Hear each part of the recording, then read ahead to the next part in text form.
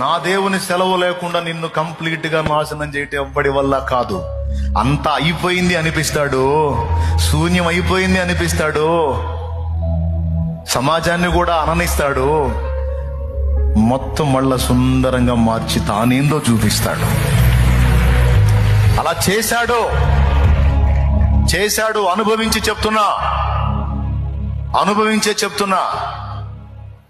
నవ్వే వాళ్ళని నవ్వనిస్తాడు, ఎగతాళి చేసే వాళ్ళని ఎగతాళి చేయనిస్తాడు, హింసించే వాళ్ళని హింసించనిస్తాడు, దూషించే వాళ్ళని దూషించనిస్తాడు.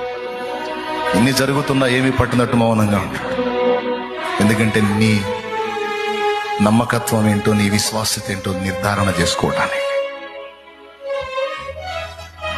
కొన్ని ప్రతికూలతలు కూడా రాణిస్తాడు, చేదైన అనుభవాలు రాణిస్తాడు.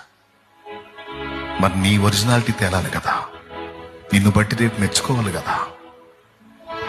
ఆయనే అడుగుతాడు, ఇన్ని శ్రమలు పెట్టాను కదా, ఇన్ని ఇబ్బందులు పెట్టాను కదా, ఇన్ని వేదనలు నీకు రానిచ్చాను కదా, నా మీద కోపం రాలేదా అని అడుగుతాడు. నా మీద బాధ అయ్యలేదా?